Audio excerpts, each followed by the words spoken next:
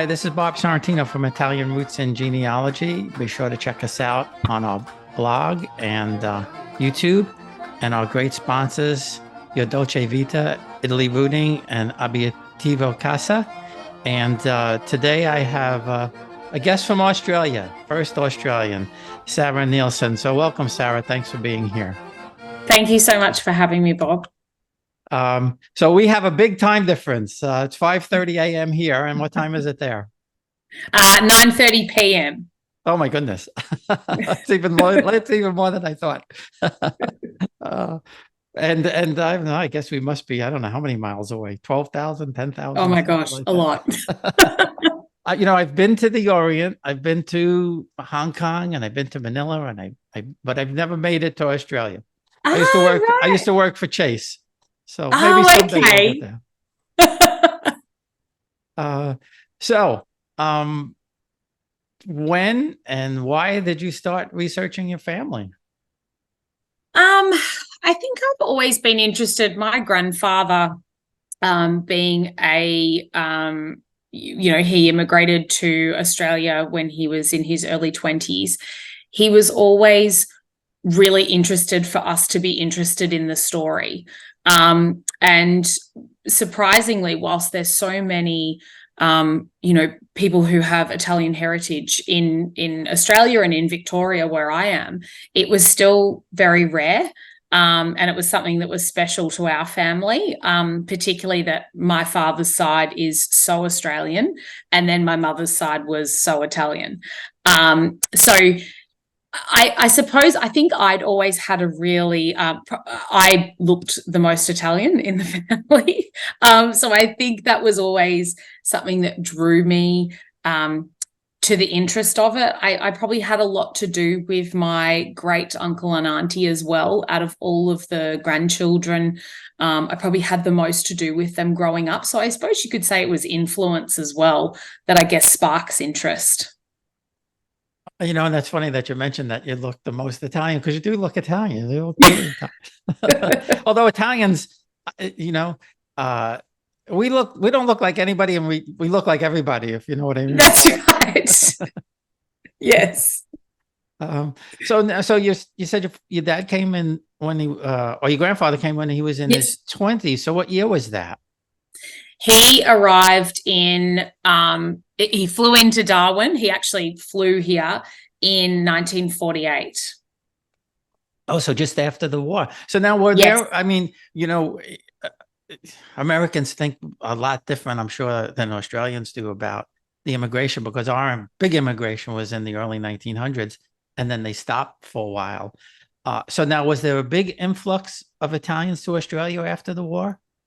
There was, but my grandfather, he was quite early.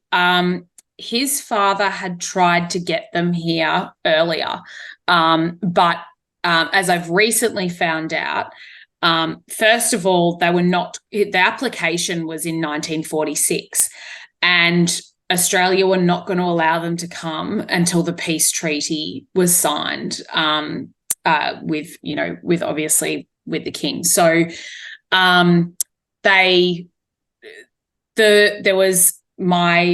interestingly, whilst it was my grandfather and his younger brother that came out first, aside from my great grandfather, it was his mother and his youngest brother that were approved first, because she was a female. She was coming to be with her husband. That was harmless. And his youngest brother was only 13 at the time of application. So again, harmless. Whereas the three brothers, there was four brothers, there was four boys. And so the three brothers in between, they were adults, being the age they were, I suppose the Australians probably looked at them as a risk, given that they'd just so recently been at war with their country. And so they were held back. It was supposed to be, the three brothers came together, and the youngest would come with my great-grandmother. But and this story, I have no proof of this story. This is hand-me-down. The shipping fare was booked for the three brothers, which fits to the documents I have got from Australia. But they missed the train from Malakuka in Calabria to get to Messina to then get on the boat. And so my great-grandfather somehow from Australia basically traded in the shipping fare for an airline ticket, but only for two of them. So my grandfather and his younger brother came and his older brother stayed. And then that's when they came out in 48. Oh, that's interesting. And I was going to say that would have been some boat ride. Oh my gosh, boat ride or plane ride, either of them don't. Yeah, I guess back then, yeah. You know, the ship to America used to take, you know, a good trip, you know, maybe would take 10 days, but you know, sometimes they would take as long as 3 weeks. So it was a month here. It took them a month to get here. Wow, that's a long Yes. time. That's quite a Yeah. long time. And so now when they came, did they come in? You mentioned that there's a large community there, but was it a large community back then, or it was just starting to grow? So there was Italians that had already come here, and it's funny you say that, because part of my research is I've always been fascinated with what brought you here, like what brought them here, and what did they come to? It would have been really frightening, particularly Australia. Like, you know, to sail into Ellis Island would be completely different to sail into Hobson's Bay here in Victoria. You know, there was very little here even. My great-grandfather, and he puts it on his naturalization documents, that he didn't like to have much to do with the Italian community, which was interesting. And the family, it's funny that I saw that written in documents, and yet my great aunt, who's still with us and remembers him, said, you know, he never ever wanted to mix with the people. He never wanted to shop in the Italian shops, and that was, you know, that was something they knew. That was a comfort of home, and he never wanted to do that. He wanted to be, I guess, British from the moment he came here or chose to come here. So when my grandfather and his brother arrived, they actually flew into Darwin.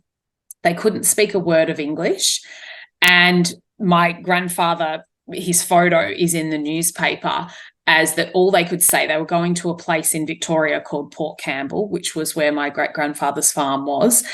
But, you know, the people, wherever they were in the, you know, airport, I suppose, couldn't understand their accents. And so they thought they were saying Port Kembla, which is not in Victoria. And so they're saying, oh, they need to get to Port Kembla. And he's, you know, there's a photo of my grandfather like looking through this book, and there was a lady that traveled with them that they stayed in contact with. She was from home as well, but they finally got there in the end. But even then, like, to fly in, you know, I mean, even I know now where we are, we're at the very southern tip of the country, other than Tasmania. They flew into the very top.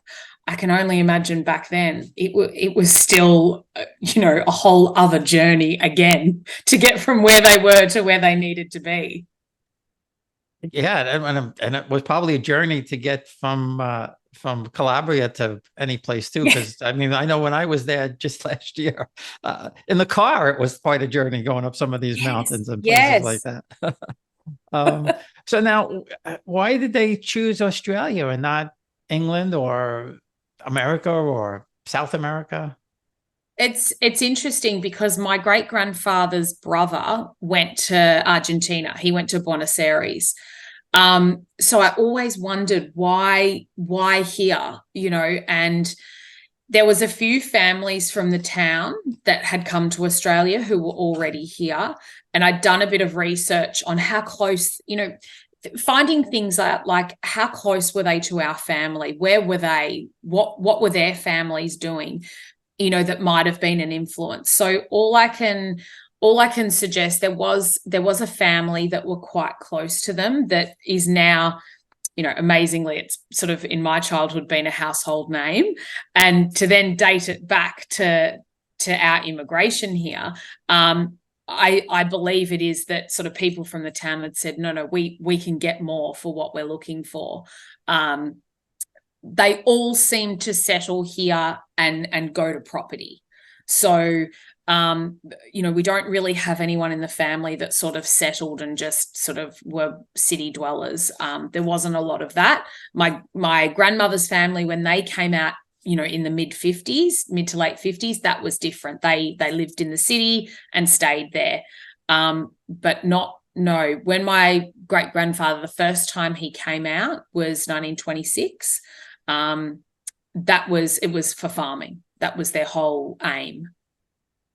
And so back then, was Australia very open? Because in that, right after, I think it was 1922, 23, something around there, the United States put a very strict quota on Yes. Italians coming in. So was now Australia, because Australia was obviously 50, 75, maybe even 100 years behind us in the immigration. Was it open back then more for Italians, especially farmers, to come in?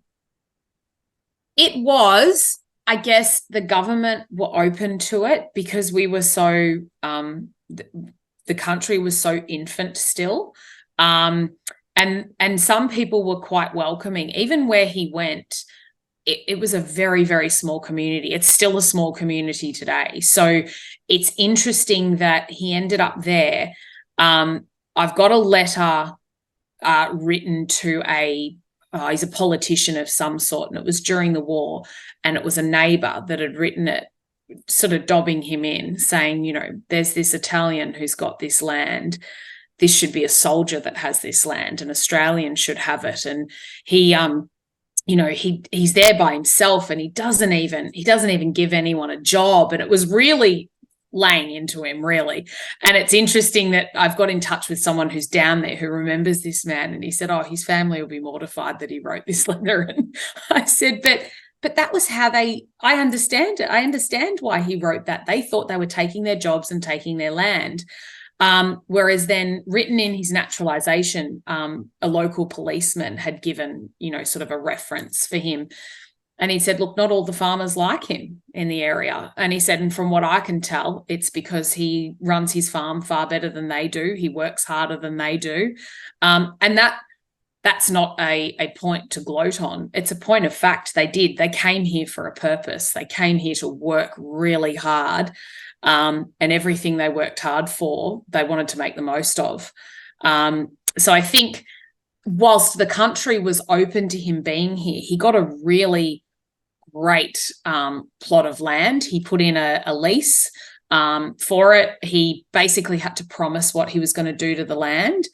On that initial application of Crown land, he had to clear it. He had to fence it. I think they gave him an allowance for a wire fencing. He had to build his own hut. And on his application, this was in the mid-30s, so 1934, he filled this out. So he'd just come back from a trip in Italy where his fourth son had been born. He came back and he completely falsified the application. He said he was single. He lied about his age. He said he had no children. And it was interesting because when I found this document, particularly for like my mother, that was a really difficult thing to read, to sort of say, why did he lie? Why did he deny that was he running away from them? And I spoke to a wonderful lady who runs the Italian Museum here in Melbourne, and she said they did what they had to survive. You have to remember, they'd come all this way. That's what they were going to do. They were going to do whatever it took. They didn't care what they were filling out. And I suppose I understand that, it was just a piece of paper. He didn't care. He just wanted that land. And his neighbour, so he was Lebanese, his neighbour, and his grandson I've spoken to, and he said, we always wanted to know how he got that land. We always wanted to know how he won that. And I said, well, he lied. That's how he got it. I said, your grandfather was honest, mine wasn't. And so for the Americans listening, what exactly is Crown land? Because Crown land, well, it's land that was owned by the British. I mean, they founded the country, so they considered themselves the owners of it. And so what they would do is they would sell off plots, and what are you going to do with it? Hey, and it's amazing. They had to write these scripts on why they would be great for it and what experience do they have. I suppose it was like a job interview.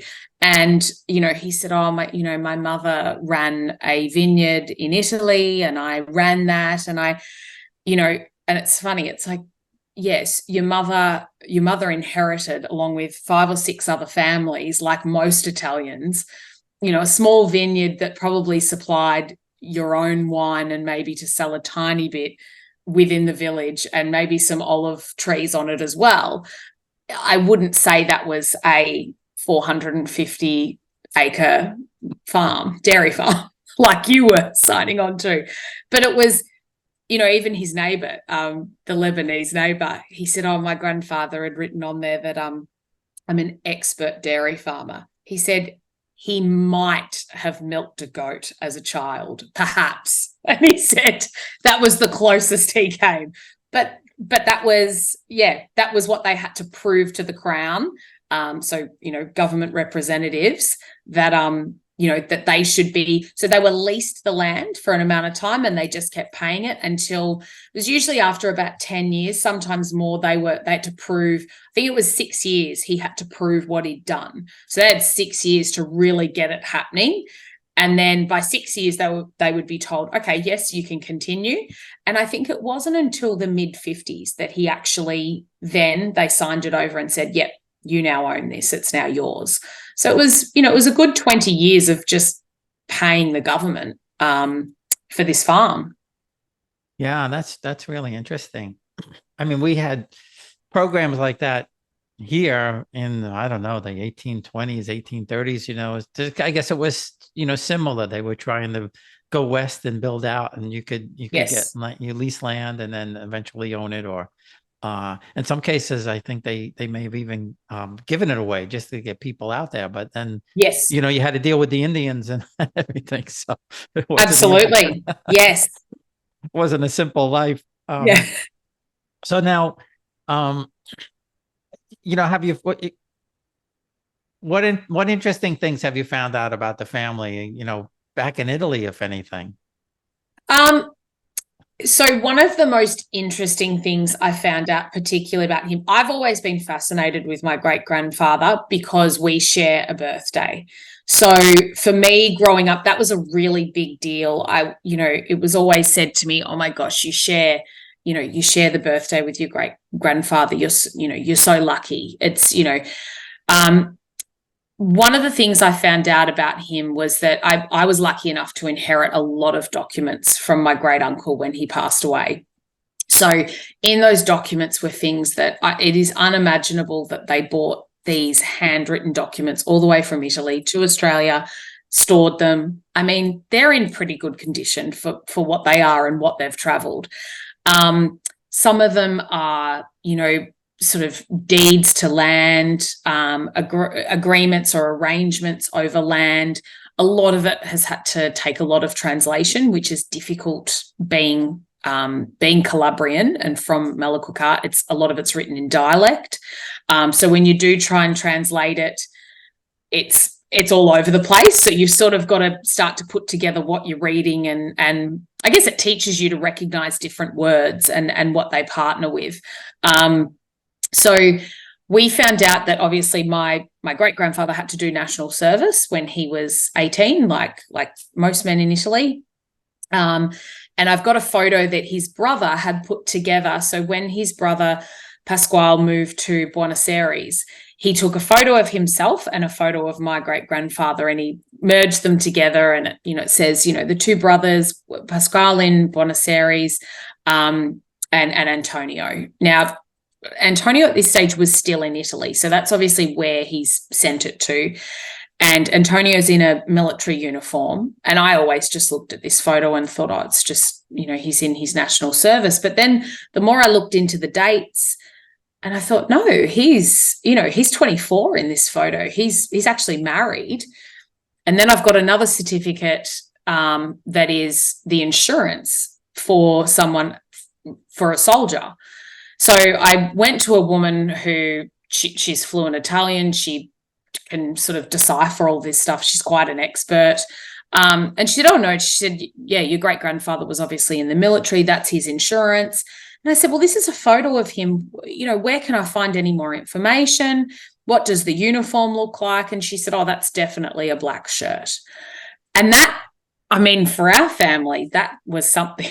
I still remember my mother's message to me. No. She just said no. And I said, no, very yes. Very yes. And she said, no. I said, but that's what they were brought up with. That's what they believed to be correct. That was their, you know, that was what their world looked like in their country. And I've always sort of wondered, was it something to do with that he wanted to leave there? Was it that, you know, I said to my great aunt, we were always told that they were peasants, you know, the family were really poor, and my great aunt, it's funny how as they get older, they tell you how it really was. She said they weren't poor.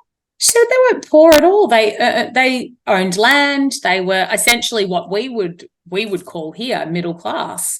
And she said, no, it was a choice. So that's always intrigued me and interested me that, you know, he made this choice to leave. His father had passed away.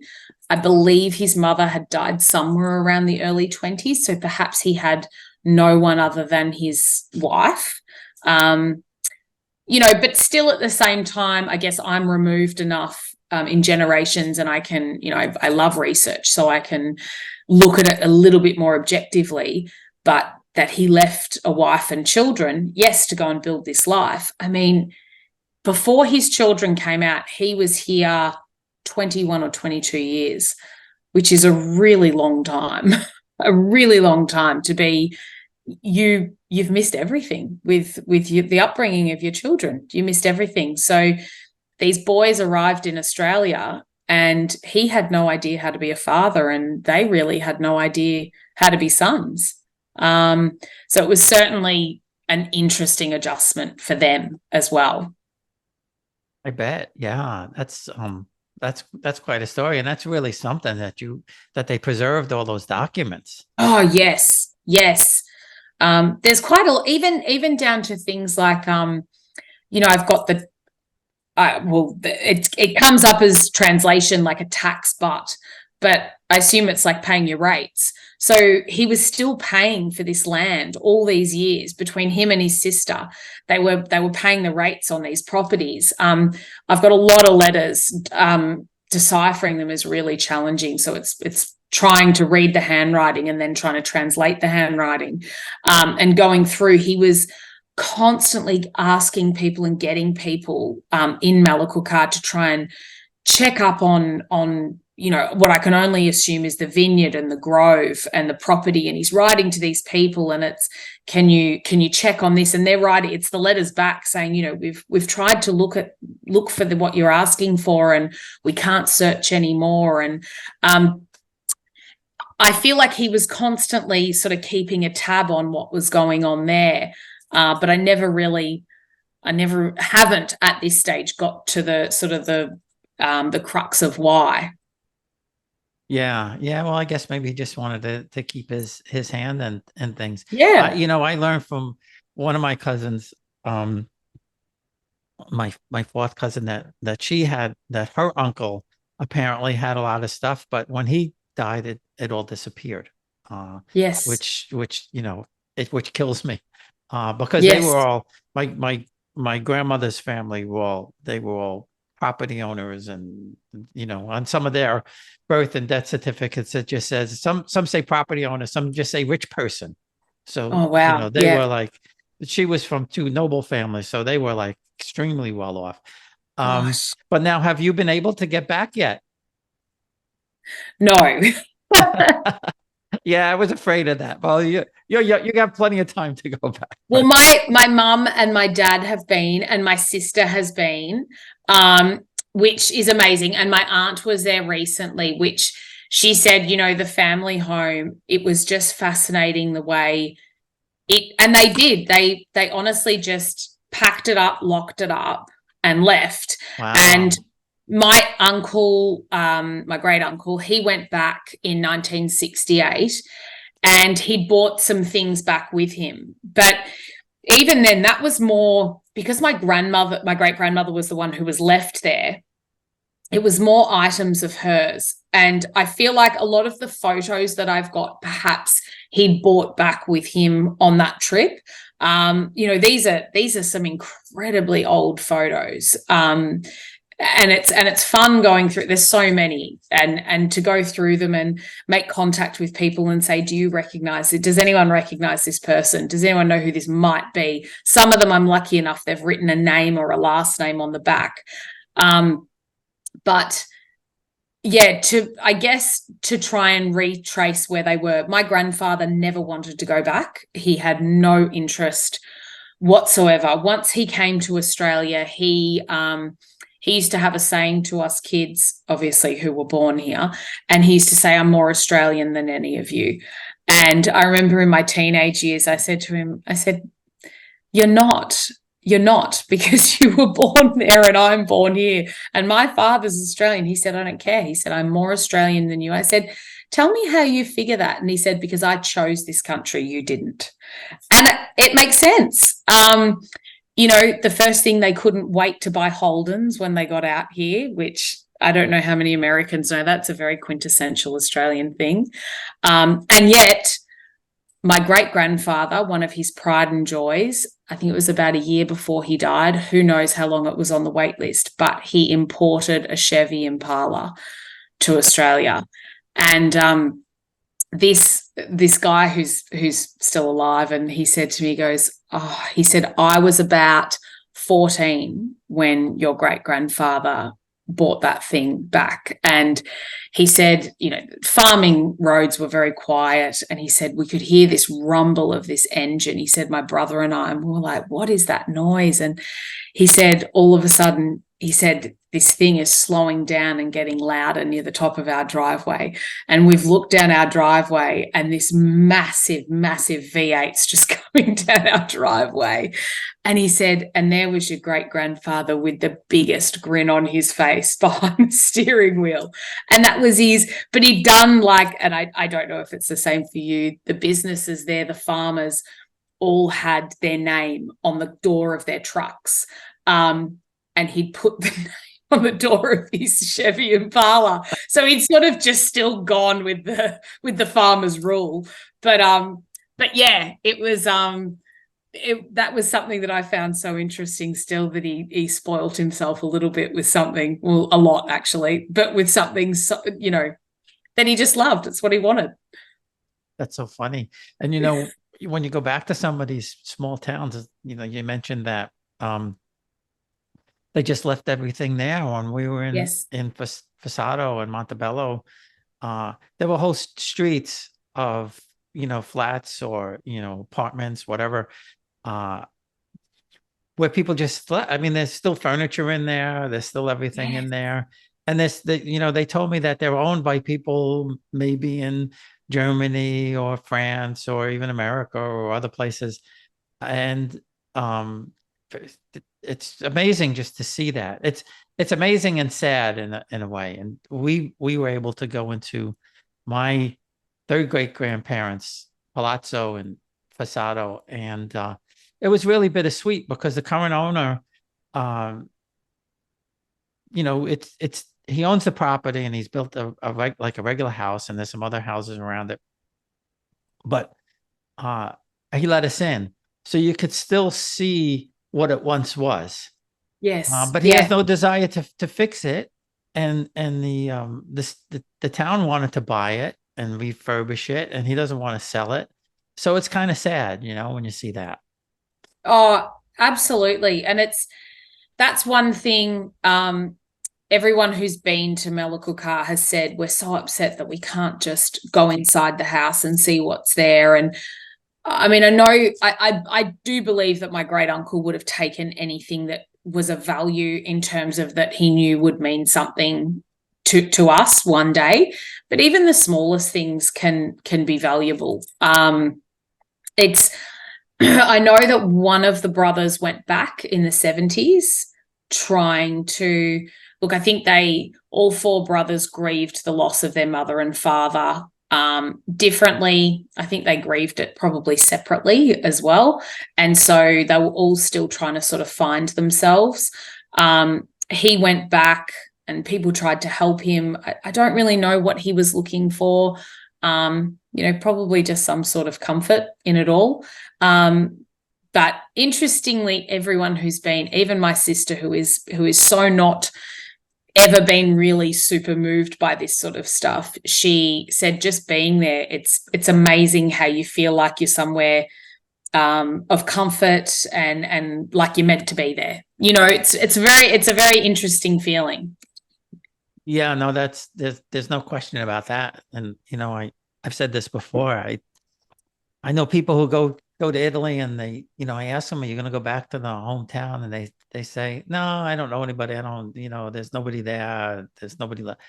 And I said, yeah, but you don't know until you get there, and you don't know the Yes. feeling. And that's the homecoming to me anyway. At least that's the way I felt. And there's so many amazing stories where people are just walking down the street and they'll say, you look like somebody. Or you'll remember a photograph and you find out that this person's a relative, Yes. Yes. So it's really, really something. So I have to ask you now about your dad's family. When did they get to Australia? So my dad's the Australian side or my grandmother's family? The Australian side. The Australian side, yeah. So my dad's father's side, I think they were early 1800s. And my grandmother's side, they were actually only just sort of late 1880s, all of them. So a little bit later. Some from Scotland, some little bit of Irish in there, but mostly Scottish or from Cornwall, around that area. So it was such a difference in culture, in terms of everything. Even my mum, the stories she tells about, first, as she uses the term, I don't know if this is a term there, it's one that's very daggy here, but going round with my dad, that's what she would call it. And when they were first together, my dad's family was still sort of extremely Scottish influenced, and they thought, you're dating an Italian girl, what? And she's Catholic as well, which was just an extra. Right. An additional. And my mum said she still remembers my dad's grandfather ringing every night, and he'd ring and he'd say, what are you feeding him tonight, dear? And she'd say, I'm making pasta tonight. And she said, he just got me every time I was saying pasta. She said, I didn't cook pasta every night, but it was just, and he'd say, what are you cooking him pasta for? You need to give him a steak. That's what he needs. And she said, they must have just thought that's all we ate, just pasta. But it was interesting, the crossing cultures, and even just, I still remember as a child them learning about that culture. I mean, our family has all embraced it a lot. My generation, my mum's generation. My uncle married another sort of Italian, second generation Italian. So that was interesting again. They were from a different part of Italy. But all three girls, so my mum and her two sisters, all married Australian men. In my mom's family, everybody married an Italian except for my mom's youngest brother, and she was actually Scottish, believe it or not.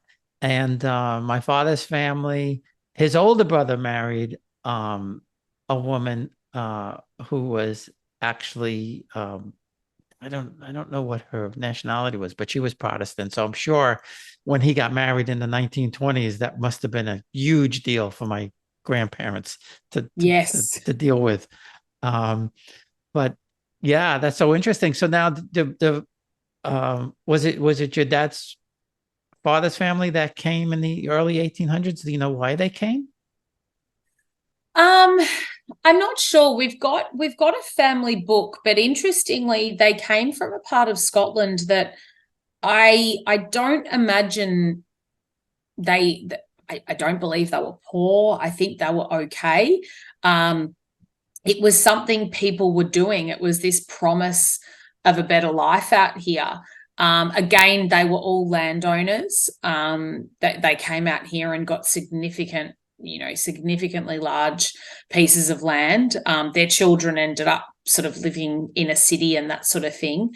But their heritage was interesting from Scotland. There was no sort of evident prompt that you could say brought them out here, but a lot of them came at once, and doing their family history is fascinating because there's so many of them, and then throw into a mix that some of them changed the last name slightly. So then you've got this whole other arm of the family that you sort of didn't even know was there. But yes, there was no major prompt. Some of the English more so it was probably poverty. And that's what I've noticed. That's what I've noticed from them. And when they did come out here, they worked really hard. They did well for themselves. But mainly the Scottish, it's quite interesting that they, whether there was sort of almost, I know they were all part of clans and following that on. We all watch Outlander and think it's amazing and think, is it really a thing? But I guess it does tell a historical tale where were some of those things an influence into their decision to come here when the opportunity arose. Yeah, and that's a great show. We really enjoyed that show. We lived in England for 2 years in the 90s, so we got to go. We went to Aberdeen. They had these like corporate games or something like that. But we had just taken a drive through the countryside, and it was really amazing because, every few miles you'd see this like little miniature type of castle thing. Like, yes, it was basically just 3 rooms, but 3 rooms on top of each other. But you could see it was like sort of like a fortress. But as we were driving along, I looked out to the left, and I saw what looked like this like Cinderella type castle.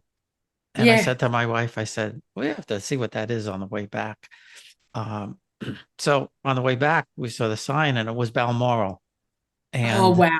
And we, you could, that was actually open. They had, the Queen wasn't there. So you were allowed to go into like 2 rooms or something like that. If she's there, you can't go in.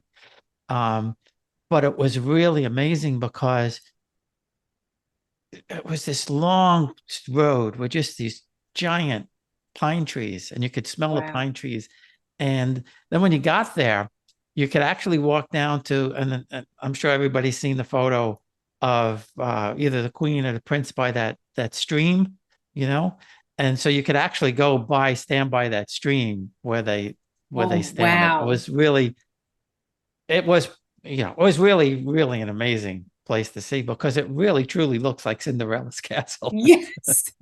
It was really special, and I have a photo. I'll have to put it up there when I talk about it. Oh, wow. It's that side of it, it intrigues me why they came here, things that drew them here. Because one of them, so on my grandmother's side, it turns out after much research, they were actually an adopted relation, but they were an influential part regardless, because who brought up my great grandmother. And her grandfather came out here because he was a evangelist. He had fallen on hard times living in England. He lost his wife, and he ended up, he listened to Charles Spurgeon, and actually became quite heavily involved with that revival movement. And they said, look, he lost his voice due to the trauma. There's an article written about it, and he lost his voice due to the trauma. And they said, do you know what? We're sending people to this place called Australia, and we think you should go there. The climate will work better for your voice box. And he said, okay, I'll try it. So he took his 4 children out there and arrived here in the late 1800s, and came to Victoria, came to Paran, which was not very nice back then, but that was where all the evangelists were. They wanted to get, to the people that really needed help. And that's how they ended up coming out here. And I just find that, they were really well-educated children, and just because their father sort of, I guess, lapsed into his own sort of crisis, they ended up in a place that I can't imagine coming from somewhere like England to what Australia would have been then. It would have been just such a stark contrast to what they knew. Yeah, I know. And when you think about that, it's a huge place, like the United States is, and like I said, the people who pushed west in the late 1700s, early 1800s, it's hard to imagine what it Yes. must have been like. You just really can't imagine. No, absolutely. And it's fate. We're where we are because of fate when you think about it, right? That's right. And it's interesting. Recently I connected with someone through Ancestry, through my DNA. There was a few matches, and I must say it's really difficult when you've done your DNA and you've got one side that is Italian. It is because our records are not what everyone else's are. I'm so fortunate. I've got a lot of documents that have probably helped me along the way. I've got a lot of stories. My grandfather liked to tell stories. I've got photos. It's so much more than a lot of people have. But I connected with a woman who is also in America. And I said to her, this name features in your trees. I'm just wondering what the connection is. And this was through my grandfather's mother's side of the family. And she knew very little. We just had the same great-great-grandfather name. The mother's name was similar enough that, we could see it was the same person, but just lost in translation. Her name's Margarita, but someone had written Margareta, neither here nor there. But we pieced it together, and her great-grandfather is the older brother of my great-grandmother. And she didn't even know that she existed. And she said we had no idea that she'd gone to Australia. And I said, well, your great-grandfather was so much older, and he went to America, so much earlier. She was still a girl, and off he went. And it's funny then, all these little names. And she said, well, what about this person? He went back to see this person. And I said, yes, that's, and I guess we pieced it all together. There's still a few little mysteries we need to sort out, but it's amazing to connect with people that you would never have even known were part of your family at all. And I consider it. I deal with people that are, 10 times removed, and I still consider them a cousin. She's so closely related. She is so closely related. And that side of it, I just find so fascinating. I've still got sort of things here that I said, this is your great uncle that wrote this letter as well. So it's to be enjoyed by you as much as it is by us. Which that side of it, I just find so fascinating. Just one, I could never imagine. My sister and I we're not overly close, but we live 10 minutes apart. We will at least speak once a week. And she's looking at moving at the moment half an hour from me. And that's been such a big discussion point. She's going to live half an hour away from me. And I think they lived literally on opposite sides of the world. And in a time where you couldn't just write them an email, you could barely even write them a letter guaranteeing it would get there. Yeah, absolutely. And, it bugs me. The Italians in Italy don't do DNA, very, very few. So it's very hard to piece that together. But, I knew who my grandmother's father's family was. And I had a couple of documents, going back. I was lucky enough to be able to find my great-grandfather and his father. And, but my cousin over there, she, because the family was originally from Spain, she thought she was going to find people either in Spain or in South America. She never had any idea that there was anybody in America. And in fact, only my grandmother and her aunt came to America.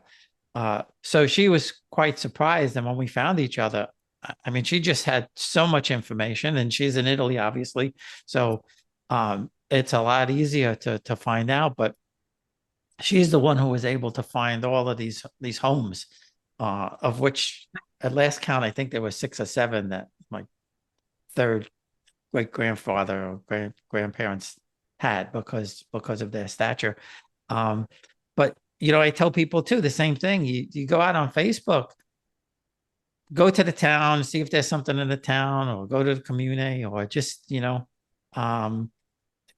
go to my blog, because a lot of Yes. people are finding each other there. But I never thought it was going to get to where it is. There's like there's over 11,000 people in that group now. But people are finding each other there. Yes. So that's just so, that makes me feel good. That was the whole reason in doing this in the first place, to help people find each other. It's such a lovely, and it's when I got all of these photos, and we're part of a group that it's a group on Facebook in Malakukar, and I started sharing all these photos. One night I just said, I'll just put these up and just see if anyone knows. And I guess the joy that it brought to some of these older people looking that knew all these faces. And interestingly enough, in my great-grandfather's things, he has a little book it's written in Italian. It's a tiny little book. I imagine it's something he bought out here. It's about, my auntie has said to me, she said, it's written about the king, like it's the Italian king is in there. And I said, okay, so it's maybe a book that he bought out at that time, or where they gifted it. But in the front and in the back, it's printed, it's someone else's name. And I said, well, did he steal this book from someone? Because it's not his. And she said, oh no, we know that family. I don't know. Maybe they lent it to him. And this last name is, there's a little boy that my son goes to school with who's got this last name. And his mum, it's his father that's Italian, but his mum, she's Scottish, born in New Zealand, now in Australia, but her family's Scottish. And she loves family history. And I said to her, how funny is this that I've got this book that was my great-grandfather's, and it's got Lupino written in it. And she said, that is amazing. Let's find out who it is, And so I asked my great aunt, and she said, oh yeah, we knew the Lupinos. There's a lot of them around. There's a lot. And we've managed, we did so much work on this, and we found that at one stage, my great-grandfather stayed with a family member that is Lupino, that we believe is that the book belonged to. We think it was lent to him then. But we found out that this little boy's grandfather, who's still alive, lives in the next suburb to me. He was friends with my grandparents when they came to Australia, and they all knew each other. Because I said to her, where in Italy is your husband's family from? She said, oh, it's a very little town. You probably don't know. It's in Calabria. It's a tiny town. And I said, oh, no, so is my family. She said, oh, it's called Malakukar. And I said, you are got to be joking.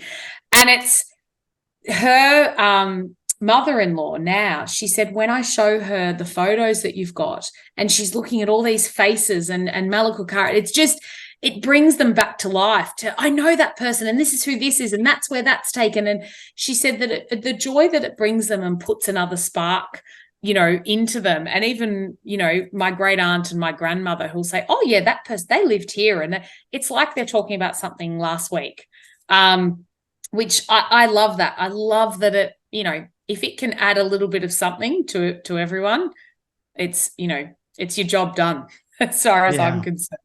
Yeah. I mean, we have a great person over here that I interviewed, Kate Kelly. And she's called the photo angel. She goes to antique places and secondhand places, and she looks for photos or documents with people's names on it that have names on it. And then she finds the family and sends the photos to them. Oh my gosh. It's just such a wonderful amazing thing. Yeah. I mean, she's a teacher. She's a school teacher, but she probably spends as much time doing this as she does teaching, and it's it's just phenomenal that she does Mm. this. And so family may get photos of their great grandparents or great great grandparents Wow. that they had never seen before. In some cases, there's books and all kinds of different things. It's just really super. I have a photograph that my mother used to tell me was my paternal grandmother's brother. But the name on the back says Paolo Tornatone. Mm. And so he's not my grandmother's brother, that much I know.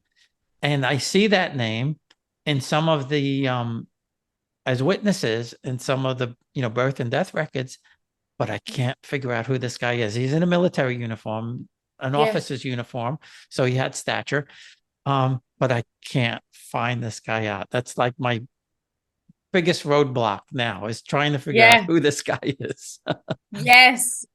I think we all get one of those, and my uncle and auntie, or great uncle and auntie, have this huge picture of this man. It's always hung in the entryway of their home for as long as I can remember. It's enormous.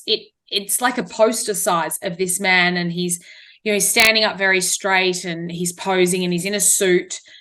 He looks to me like he's a groom. He's got the flower in his lapel, and I don't know why I've never asked who he was. Maybe because as a child the picture perhaps scared me a little bit, because he's staring at you and it's black and white. And I said to my auntie, I said, who is that man? And she said, oh, that was your great grandmother's. That was Nonna's brother. And I said, which brother? And she said, oh, he went to America. He played in a band or something, like he played the clarinet or something like that. And she said, and he went to Chicago, and one night he was hit by a train. And it was sort of this really tragic story always. And I thought, well, what was his name? Oh, his name was Pascal. I thought that's funny because that was my great grandfather's brother's name. And, you sort of start to think, are they getting all the stories mixed up? And so every couple of months I would ask her again, who's that man again? What did you say about that man in the photo? Well, I think he's Nonna's brother. And I said, but where did the picture come from? Oh, your uncle got that printed in Palmy when we went there, and he bought it back. And on the back of it, it's printed here in Melbourne. And it's framed here in Melbourne. She said, no, he got it framed there. And I thought, you're mixing. And even the photo, I ended up cutting the back because I couldn't help myself. I cut the back open. She doesn't know it's cut open. To try and see if there was anything on it. And I can see that it's old. It's older than 1968, which is when they went to Palmy. And I thought, no, this. And she said he bought it back from the house when we went there in 1968. And I said, this would have been an incredibly expensive photo to develop at the time. Its age suggests it was printed later. And I said, are you sure? Who do you think this is? She goes, no, his name's Vincenzo. And I thought, I knew that you didn't really know what his name was. Vincenzo, we've found it, and so I said that's the cousin in America that I said to her, I said, I actually think this is your great grandfather on his wedding day. And I said, I can't be sure, and I will keep finding as much information. And we've got an older picture of him, and I feel like it could be the same person, but there is nothing written on the back. There is no additional photos of him anywhere in the whole collection that I have. And I just said to her, I said, we have to find his marriage certificate. She said, I'm worried that it's in Italy. I'm worried he got married in Italy. I said, oh, gosh, that will be an even bigger needle in the haystack if he got married there. Finding documents from Italy is just, it's a real, I found it a real challenge. Yeah, no, it is. It is. You do get lucky, but it is tough. When I never knew that my father had living first cousins in Torre del Greco until we got there last year. Yeah. Nobody ever talked. Nobody ever mentioned it. And it was only my father's. I guess he's a half first cousin who's actually younger than me. That's a long story. But my grandmother's youngest brother, his two daughters are still alive. They're both wow. in their 90s. And when we got to their house, they had my parents' wedding photo that my grandmother had sent in 1944. Oh my gosh. And with my, obviously my grandmother's handwriting on the back.